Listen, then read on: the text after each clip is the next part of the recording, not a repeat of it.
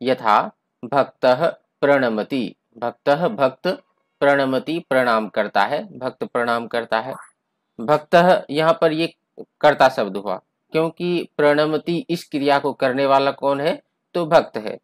प्रणमति ये क्रिया शब्द है, यहाँ प्रणमति इस क्रिया को करने वाला भक्त है, प्रणमति इस क्रिया को करने वाला भक्त है, अतः भक्त इस वाक्य का कर्ता हुआ।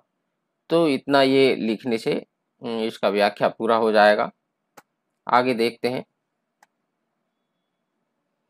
कर्तरी प्रथमा, इसमें दूसरा सूत्र है, प्रथमा विभक्ति का दूसरा सूत्र है कर्तरी प्रथमा। कर्ता कारक में प्रथमा विभक्ति का प्रयोग होता है। जब वो कर्ता का परिभाषा सूत्र हो गया तो इसमें उसके बाद कर्तरी प्रथमा, कर्ता कारक में प्रथमा विभक्ति का प्रयोग होता है। यथा भक्तः देवम प्रणमति, भक्त देव को प्रणाम करता है। यहाँ पर भक्त कर्ता हो गया, देवम ये कर्म है और प्रणमति ये क्रिया है।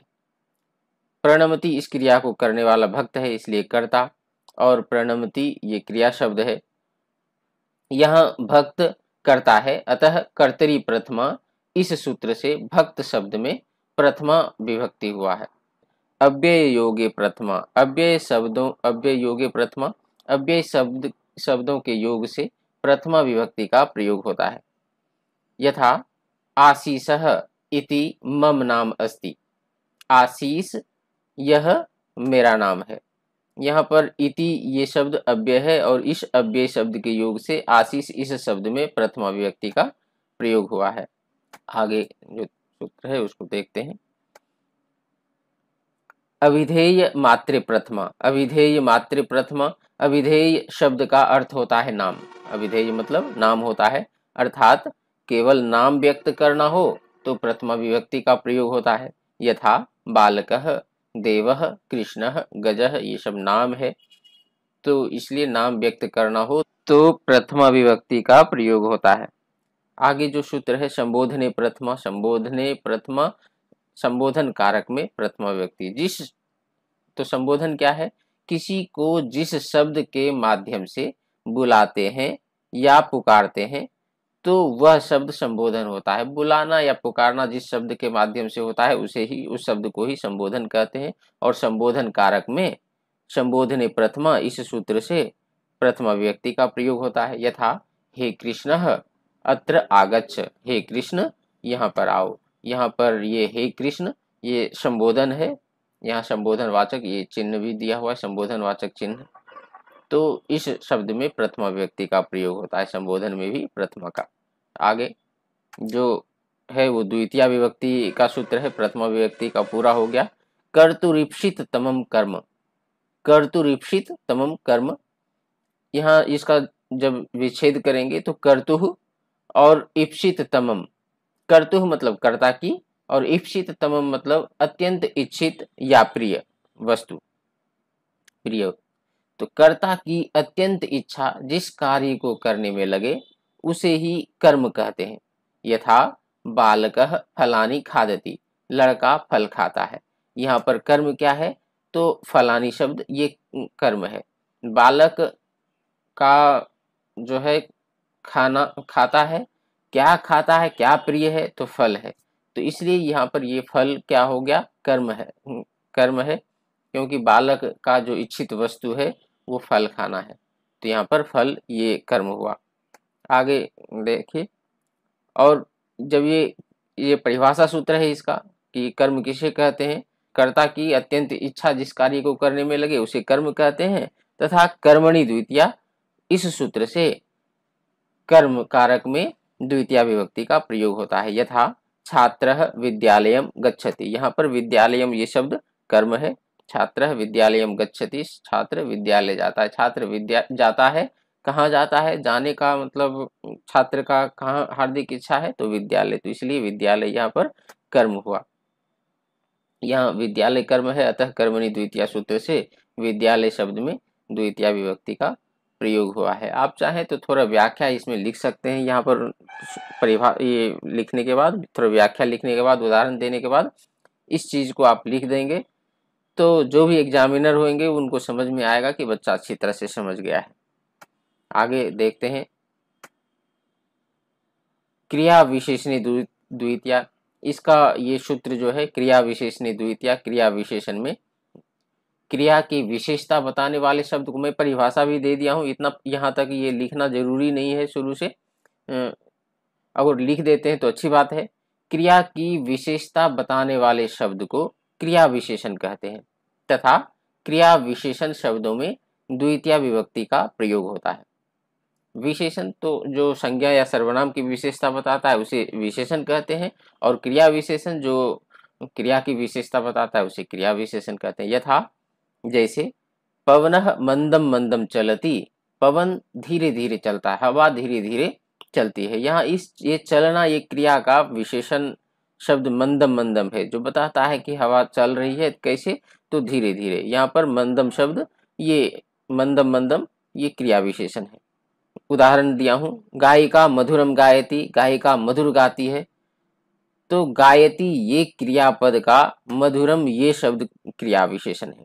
मधुरम शब्द क्रिया विशेषण जो गायती इस क्रिया की विशेषता को बताता है कि कैसा गाती है, तो मधुर गाती है, गायिका मधुर गाती है।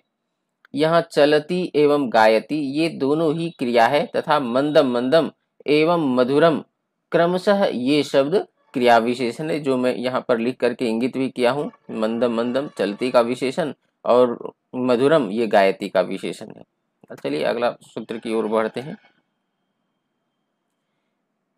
ये उपपद विभक्ति है, द्वितीय विभक्ति को उपपद शब्द है, और इस आधार पर द्वितीय विभक्ति का प्रयोग होता है। मैं सभी का अर्थ दिया हूँ। अभितः, अभितः मतलब दोनों ओर, परितः, परितः मतलब चारों ओर, जो भी ब्लू अक्षर में लिखा हुआ है अर्थ है। सर्वतः, सर्वतः मतलब सब ओर। उभयतः दोनों ओर। प्रति, प्रति मतलब के ओर। अनु मतलब पीछे। दिक मतलब धिक्कार। निक्सा मतलब निकट। अंतरा बीच में। अंतरेण बिना। यावत, यावत मतलब तक। इन सभी शब्दों के योग से द्वितीय विभक्ति का प्रयोग होता है। यथा यहाँ पर उदाहरण भी दिया हूँ, 2 उदाहरण दिया हूँ, और सभी शब्दों से मैं उदाहरण दिया हूँ, आप उन सभी वाक्यों को लिख लेंगे। ग्रामम अभितः वृक्षाः सन्ति, ग्रामम अभितः, अब देखिए यहाँ पर अभितः, ये अभितः मतलब दोनों ओर होता है, अर्थ सबों का यहाँ ऊपर लिखा हुआ है। तो किसके दोनों ओर, जिसके दोनों ओर, तो उसमें द्वितीय विभक्ति का प्रयोग। तो ग्रामम अभितः पर्वताः सन्ति, गांव के दोनों ओर पर्वत हैं, तो ग्रामम शब्द में द्वितीय विभक्ति का प्रयोग। किस कारण से, तो ये अभितः शब्द के कारण से, जो लाल में लिखा हुआ है वही कारण है। पुनः विद्यालयम परितः वृक्षाः सन्ति, विद्यालय के चारों ओर, परितः मतलब चारों ओर, यहाँ पर चारों ओर लिखा हूँ अर्थ इसका। तो विद्यालयम परितः, विद्यालय के चारों ओर वृक्ष हैं। तो इस प्रकार से परितः शब्द के कारण विद्यालय शब्द में द्वितीय विभक्ति का प्रयोग। आगे देखिए इसी का उदाहरण दिया हूँ, जो नेक्स्ट है। उद्यानम सर्वतः कूपाः सन्ति, उद्यान के चारों ओर कुएं हैं, सब ओर कुएं हैं, तो यहाँ सर्वतः इस शब्द से उद्यानम में द्वितीय विभक्ति।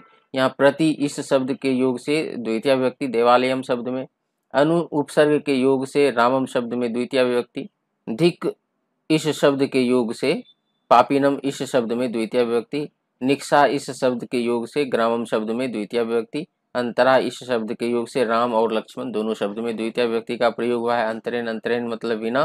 कृष्णम में द्वितीय विभक्ति अंतरेण के योग से। और यावत, यावत के योग से नगरम इस शब्द में द्वितीय विभक्ति। तो ये सभी शब्द सर्वतः, प्रति, अनुधिक, निक्षा, अंतरा, अंतरेण, यावत, ये सभी शब्द द्वितीय विभक्ति के उपपद हैं, और इन शब्दों के कारण ही द्वितीय विभक्ति का प्रयोग होता है। आगे देखिए, कालाध्वनोर अत्यंत संयोगी द्वितीया, यहाँ पर मैं विच्छेद करके लिखा हूँ। काल अध्वनोह अत्यंत संयोगी द्वितीया। काल मतलब समय, काल मतलब समय होता है। अध्वनोह मतलब, अध्वन मतलब रास्ता होता है, मार्ग होता है। तो कालवाची और मार्गवाची शब्दों में यदि क्रिया का अतिशय लगाव या जुड़ाव हो तो द्वितीय विभक्ति का प्रयोग होता है। यथा उदाहरण देखिए, क्रोशम कुटिला नदी अस्ति, कुटिला मतलब टेढ़ी, क्रोशम मतलब कोस भर, नदी टेढ़ी है। यहाँ पर ये क्रोशम शब्द में द्वितीय विभक्ति का प्रयोग हुआ है क्योंकि ये शब्द मार्गवाचक है। क्रोशम शब्द मार्गवाचक, तो मार्गवाचक शब्दों के योग से क्रोशम शब्द में ये द्वितीय विभक्ति का प्रयोग हुआ है। नदी कोस भर लगातार टेढ़ी है। पुनः सह मासम व्याकरणम अपठत, यहाँ पर मासम शब्द ये समयवाचक शब्द है, तो मासम शब्द में द्वितीय विभक्ति का प्रयोग हुआ है। सह मासम व्याकरणम अपठत, उन्होंने पूरे 1 मास तक लगातार व्याकरण पढ़ा। कार्य का लगातार मतलब चलना है, इसलिए यहाँ पर समयवाचक में। और यहाँ पर नदी कोस भर, पूरे कोस भर टेढ़ी है, तो ये क्रोश शब्द में द्वितीय विभक्ति का प्रयोग हुआ है। तो आशा है ये प्रथमा विभक्ति और द्वितीय विभक्ति का सूत्र अच्छी तरह से समझ में आया होगा। आपको ये वीडियो हमारा कैसा लगा अपने कमेंट बॉक्स में ज़रूर लिखें। हमारे चैनल पर यदि नए हैं और आपने इस चैनल को सब्सक्राइब नहीं किया है तो प्लीज़ सब्सक्राइब कर लें और अपने दोस्तों को ज़रूर बताएं, शेयर करें। चलिए, बहुत बहुत धन्यवाद आपका। नमस्ते।